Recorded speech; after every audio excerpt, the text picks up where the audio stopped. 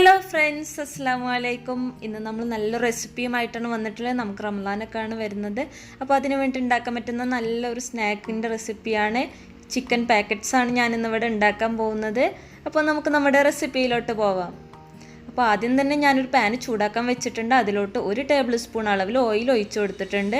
അതിലോട്ട് 2 ചിക്കൻ്റെ breast piece ചെറിയ പീസസ് ആയിട്ട് കട്ട് ചെയ്ത് ഇട്ട് കൊടുത്തിട്ടുണ്ട്. ഇതിന് നമുക്ക് നല്ലതുപോലെ ഒന്ന് ഫ്രൈ ചെയ്തെടുക്കണം.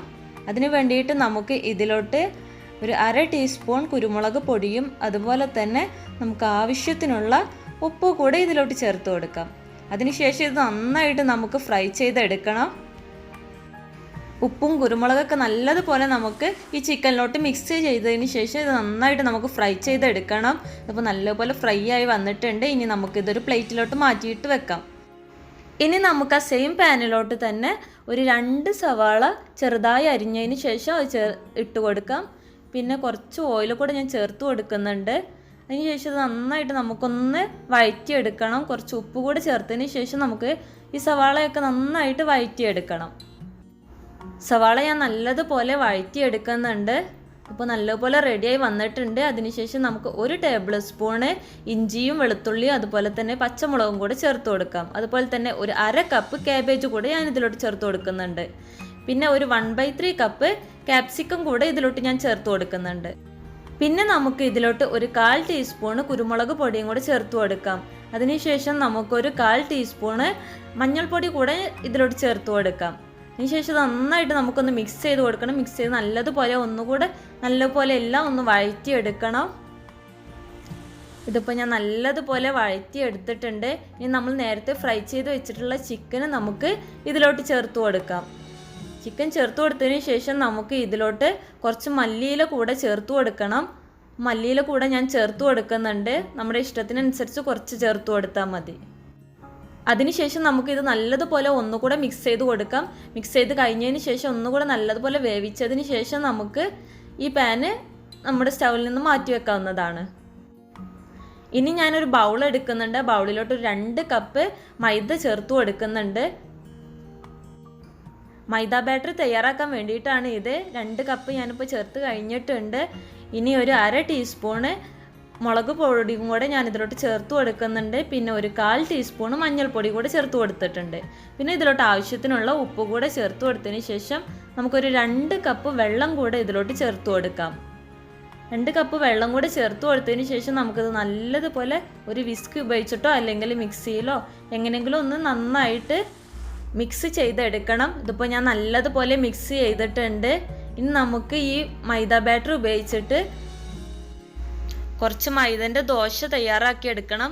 അതിന് വേണ്ടിയിട്ട് ഞാൻ പാന് ചൂടാക്കിയതിന് ശേഷം അതിലോട്ട് മൈദ ബാറ്റർ ഒഴിച്ചു കൊടുത്തിട്ടുണ്ട്. നമ്മൾ സാധാരണ ദോശ തയ്യാറാക്കുന്നത് പോലെ തന്നെ ചെയ്താൽ മതി.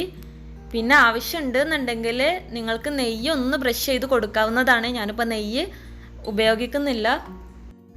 ഒരു സൈഡ് റെഡി ആയതിനു ശേഷം നമുക്കൊന്ന് മറിച്ചിട്ട് കൊടുക്കാം. മറിച്ചിട്ട് കൊടുത്തതിന് ശേഷം 2 സൈഡും നല്ലതുപോലെ നമുക്ക് ഒന്ന് വേവിച്ചെടുക്കാം.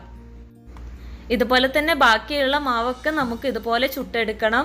എല്ലാം ചുട്ടെടുത്ത് കഴിഞ്ഞതിന് ശേഷം നമുക്ക് ഇതിലോട്ട് നമ്മൾ നേരത്തെ റെഡിയാക്കി വെച്ചിട്ടുള്ള ഫില്ലിങ്സ് ഒന്ന് ഫില്ല് ചെയ്ത് കൊടുക്കണം. അപ്പോൾ ഞാൻ മൈദാദോശ ഓരോന്നായിട്ട് എടുത്തിട്ടുണ്ട്. എന്നിട്ട് നേരത്തെ റെഡിയാക്കി വെച്ചിട്ടുള്ള മസാല അതിൽ നിറച്ച് കൊടുത്തതിന് ശേഷം നമുക്ക് അതിൻ്റെ സൈഡ്സിലൊക്കെ ഒന്ന് മൈദയുടെ പേസ്റ്റ് തേച്ച് കൊടുത്തതിന് ശേഷം നമുക്ക് നല്ലതുപോലെ അതൊക്കെ ഒന്ന് ഒട്ടിച്ചെടുക്കാം.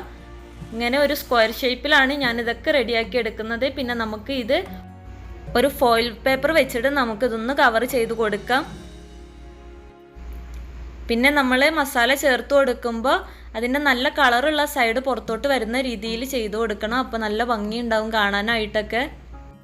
ഇനി ഈ സെയിം സാധനങ്ങൾ ഉപയോഗിച്ചിട്ട് തന്നെ നമുക്ക് മറ്റൊരു രീതിയിൽ കൂടെ തയ്യാറാക്കി എടുക്കുന്നത് നോക്കാം.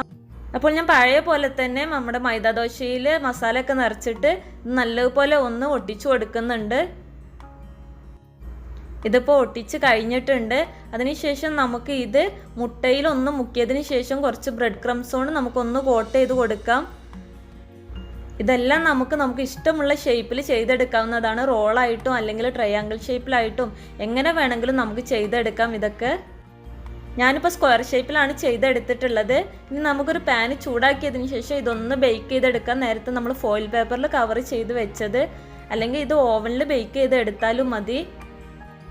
വാഴയിലൊക്കെ ഉണ്ടെങ്കിൽ അതിൽ പൊതിഞ്ഞിട്ട് ചെയ്തെടുത്താലും മതി. അപ്പോൾ നല്ല ടേസ്റ്റ് ആയിരിക്കും. ഇനി ഇത് മാറ്റി വെച്ചതിന് ശേഷം നമുക്ക് കുറച്ച് ഓയിൽ ഒഴിച്ച് കൊടുക്കാം. ഓയിൽ ഒഴിച്ച് കൊടുത്തതിന് ശേഷം നമ്മൾ നേരത്തെ ബ്രെഡ് ക്രംസിൽ മുക്കി വെച്ചിട്ടുള്ള എല്ലാം നമുക്ക് ഫ്രൈ ചെയ്തെടുക്കാം. ഒരു ഗോൾഡൻ ഷെയ്ഡ് നിറത്തിലാവുന്നത് വരെ നമുക്ക് ഇതൊന്ന് ഫ്രൈ ചെയ്തെടുക്കാം. ഇത് രണ്ടും ഇപ്പോൾ ഞാൻ ഫ്രൈ ചെയ്ത് കഴിഞ്ഞിട്ടുണ്ട്. ഇതിപ്പോൾ എല്ലാം റെഡി ആയിട്ടുണ്ട്. നല്ല ടേസ്റ്റി ആയിട്ടുള്ള ഡിഷാണ്. നോമ്പ് തുറക്ക് വേണ്ടിയിട്ട് നമുക്ക് കഴിക്കാൻ പറ്റുന്ന നല്ലൊരു ടേസ്റ്റി ആയിട്ടുള്ള സ്നാക്കാണ്. അപ്പോൾ ഇനി ഇൻഷാല്ലാ നമുക്ക് മറ്റൊരു നല്ല റെസിപ്പിയുമായി അടുത്തൊരു വീഡിയോയിൽ കാണാം. അതുവരേക്കും ബൈ.